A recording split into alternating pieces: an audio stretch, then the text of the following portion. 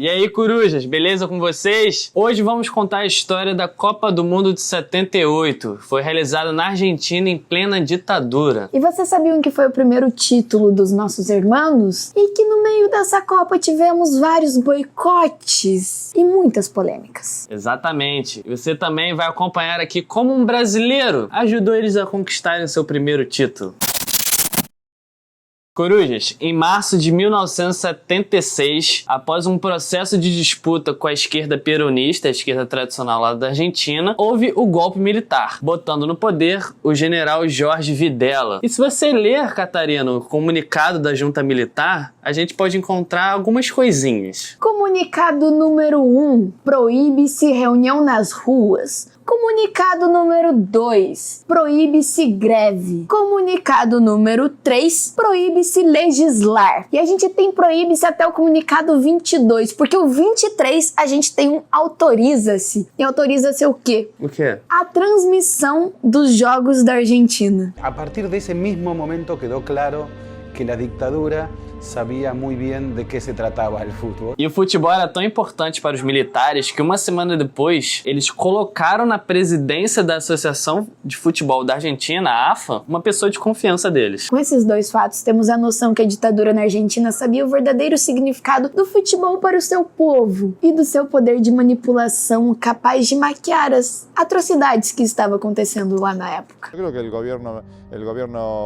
militar usou de alguma maneira o Mundial 78 como para distrair suas coisas mais profundas. Porém, a Copa do Mundo de 78 foi herdada do governo anterior e aconteceu uma pressão do grupo exilado e da oposição à ditadura, né, para a Copa do Mundo ser um fracasso. E aí começam a se organizar e a realizar certos boicotes. E uma grande exigência para a sede da Copa ser trocada começou a ser organizada, principalmente na França. Corujas, porque lá na França tinha muitos argentinos exilados que se organizaram com os franceses e criaram o COBA, o Comitê de Organização para o Boicote da Copa do Mundo, que eles queriam avisar o mundo de todas as coisas negativas e as torturas que estavam sendo realizadas na Argentina. E assim tentando sensibilizar o mundo, a FIFA, as federações, para que a Copa fosse retirada lá da Argentina. O COBA organizou diversas manifestações, tiveram panfletagem na saída dos estádios, eles escreveram cartas às entidades públicas e esportivas e diversas reuniões. As notícias que circulavam sobre a Argentina e suas graves violações dos direitos humanos sensibilizou alguns jogadores. O meio-campista da Alemanha, que jogava no Bayern de Munique, o Paul Breitner, decidiu não participar da Copa do Mundo. O meio-campista holandês Johan Cruyff, conhecido na época como o melhor jogador da equipe e o cérebro da conhecida Laranja Mecânica, decidiu não ir para a Copa meses antes da competição começar, o que gerou muita repercussão na mídia, e muitos falavam que ele também tinha decidido boicotar. Só que essa história foi desmentida em 2008 pelo próprio Cruyff. Numa entrevista a uma rádio lá da Catalunha, ele confessou que meses antes da Copa do Mundo 78 começar, ele sofreu uma tentativa de sequestro, tendo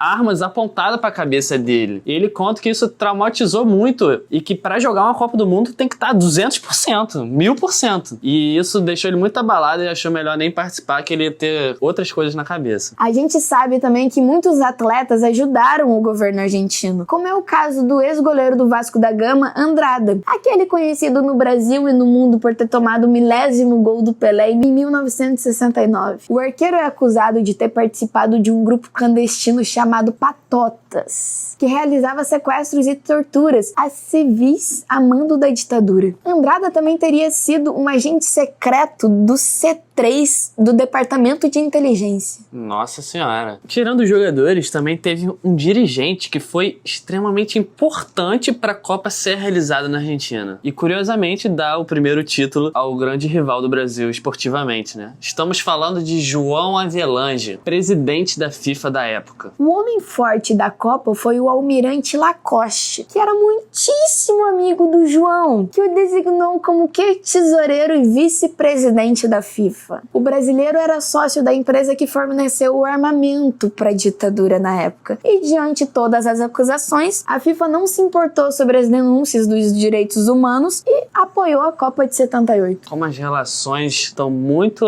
ligadas e atrás dos bastidores, né? O presidente da FIFA, sócio de uma empresa de arma que fornece armas para a Argentina. E aí a Copa do Mundo acontece, tem sua estreia. E o João Avelange, em rede nacional, em rede mundial, né? Melhor dizendo, para o mundo todo, diz que agora vocês vão conhecer a verdadeira face da Argentina. A ditadura enxerga a Copa do Mundo de 1978 como uma grande chance de reverter tal imagem.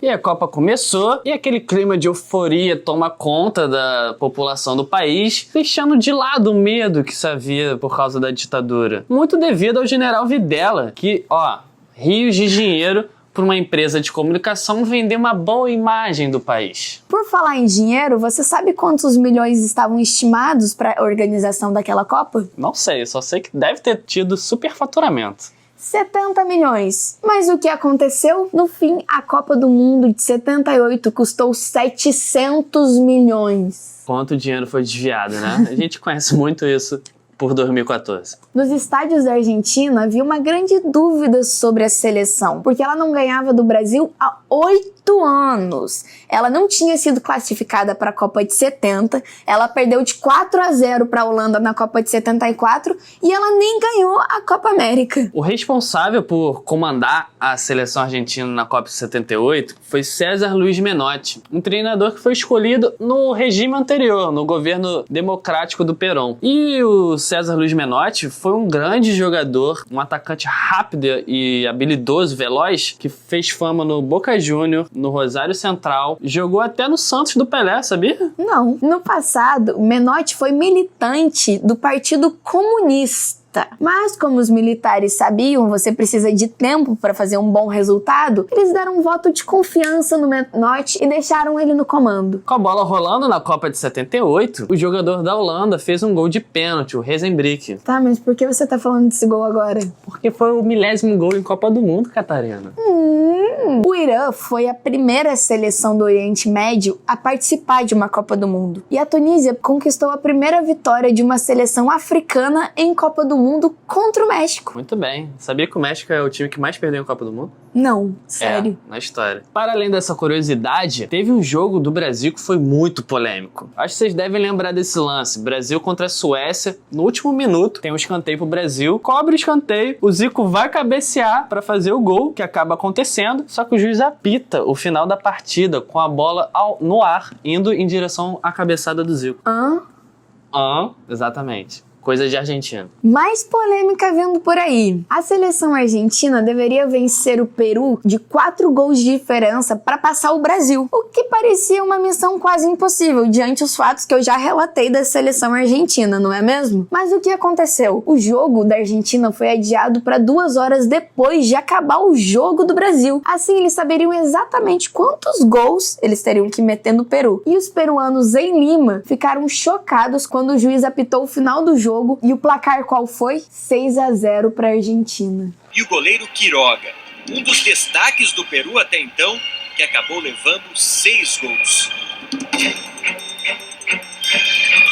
Só que tem coisas por fora do campo futebolístico que a gente tem que dizer pra vocês. O general Videla, dizem que ele foi no vestiário dos peruanos pra tentar intimidar os jogadores. E o goleiro do Peru era um argentino naturalizado peruano. Mais suspeitas. Também diziam que o governo do Peru recebeu vários sacos de grãos em troca dessa derrota na Copa do Mundo. E assim, com esse jogo nebuloso, escandaloso, a Argentina vai pra final da Copa do Mundo em seu país. Na final do Mundial entre Argentina e Holanda, que se consagrou campeã a Argentina, a Holanda, na hora de receber as medalhas, o time inteiro se virou de costas ao repressor Videla e se recusaram de receber as medalhas. Que ato político, hein? Lindo. A vitória da Argentina trouxe ótimos frutos para o governo, porque o povo acabou esquecendo daquele momento de tensão, do momento triste, do povo abalado pelo terrorismo de Estado. O maior campo de concentração de tortura da Argentina era a Escola Mecânica de la Armada, que ficava a 700 metros do estádio Monumental de Nunes do River Plate. Muito pertinho, né? E tem um depoimento de uma pessoa que foi torturada, a Graciela Dallio, que quando a Argentina foi campeã, os torturadores levaram ela ela de carro até a Avenida Camilo para mostrar como o povo estava eufórico e feliz pela comemoração da vitória. E ela não acreditou no que estava acontecendo. Ela pediu para ir no teto solar do carro. Ficou aquela sensação de não saber o que fazer, porque se ela gritasse que ela era uma desaparecida e estava sendo torturada, ninguém ia se importar. Era uma euforia tanto, parecia um carnaval em terras argentinas pela vitória. Bueno, hubo compañeros que lo fueron a celebrar y que separan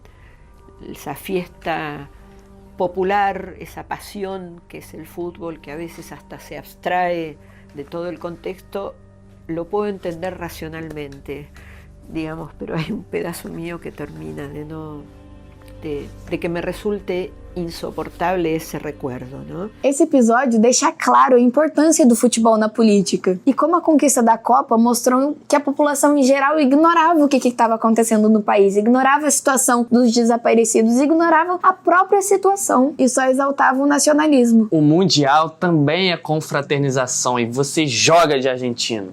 Esse era o lema da Copa do Mundo, e é importante deixar claro que tais objetivos e estratégias de nacionalismo não é só utilizado apenas por ditaduras, mas também por períodos democráticos. Muitos governos são tentados a utilizar a grande comoção e união e felicidade que uma Copa do Mundo traz para um país, e aquela sensação de que todo mundo pertence ao mesmo grupo, para esquecer dos problemas econômicos, sociais e políticos que o país vive. Todo mundo se torna um só, e não aquela divisão que acontece no dia a dia, logo após o período de final da Copa do Mundo. Vocês estão reconhecendo algo aí? Mas além de uma manipulação política do futebol, a gente pode usar, como a gente fez nesse vídeo, como um instrumento de denúncia, de conscientização, de combate contra o preconceito instaurado pela sociedade. Então, corujas, essa foi a Copa do Mundo 78, que a Argentina foi campeã, que teve diversos boicotes de organizações internacionais, de alguns jogadores, e o governo argentino utilizando do futebol para se promover. Esse primeiro título da Argentina teve aquela mão, né? Mas a outro título da Argentina teve uma outra mão. Sabe qual? A mão de Deus. Do Maradona, aquele gol que ele fez. Que a gente vai contar em outro vídeo, galera. E se você gostou desse conteúdo que a gente trouxe, deixa aquele comentário maroto aqui embaixo, aquele likezinho que todo mundo gosta, aquela inscrição no canal, ativar o sininho pra não perder o vídeo de quinta-feira que vem. É isso, corujas. Um grande beijo.